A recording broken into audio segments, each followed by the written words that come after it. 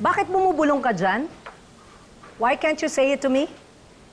Siyempre, pag narinig mo, hindi mo magagalit ka. So, gusto mong pumunta rito si Hilda? Florence, gusto kong makibalita sa kanila. Kasi sila yung kasama ni Angela eh.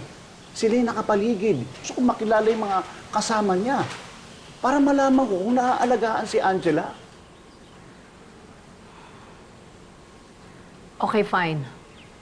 Pero sa ibang araw na. We have a meeting with an events planner tomorrow. Tomorrow? Anong events planner? Danilo, for our 30th wedding anniversary celebration. Iparisked na lang natin yan. Dadating si Balay bukas. No! Ba? Si Hilda ang mag-adjust. Mas importante sa akin ang celebration natin.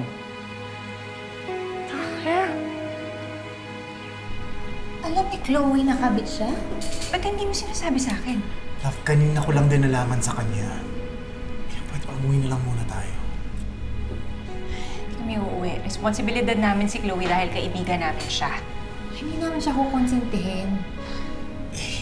Jessie, Angela, choice naman niya yun eh. Alam naman niya pinasok niya eh. Saka wala tayo sa posisyon para guluhin ko ano yung meron sila. Maraming masisira, hindi lang yung reputasyon niya, kundi yung pamilya ni Jerome.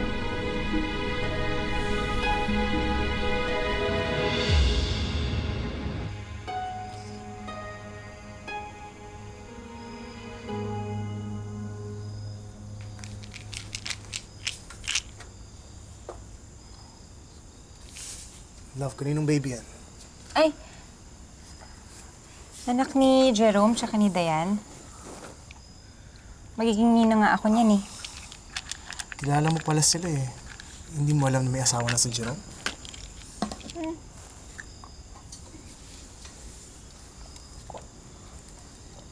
Kanina ko lang din nalaman.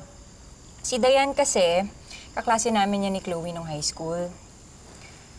Eh, ngayon nga, magkakaroon kami ng connection ni Dayan, so medyo naiipit ako. Dapat hindi ka na nagninang sa anak nila. Ano sasabihin ni Chloe? Eh, hindi ko naman alam na mag-asawa yung dalawa eh. Tsaka, baka magtaka yun kapag nag-back out ako. Anong plano mo ngayon, love? Ayun, kakausapin ko si Chloe. Sabihin ko sa kanya na hiwalayan niya na yung Jerome na yan.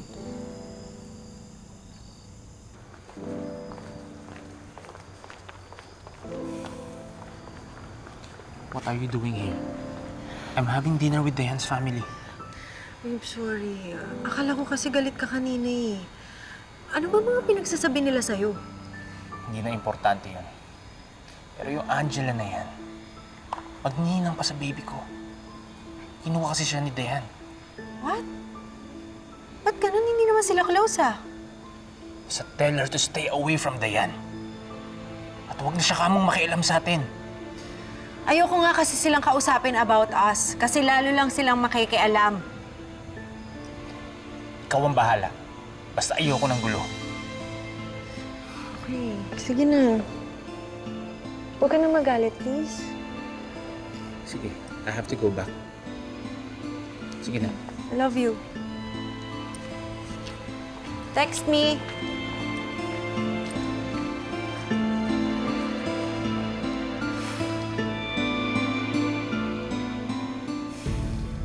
Paano naman kung hindi pumayag si Chloe makipaghiwalay kay Jerome? Eh di... bahala na siya kung ayaw niyang tulungan yung sarili niya. Alam mo, sana talaga... natuloy na lang sila nung Boracay boylet niya. Para hindi niya na nakilala yung Jerome na yun. Boracay boylet. Yun, yung lagi niya kunikwento sa amin noon. Yung naka one night stand niya sa Boracay.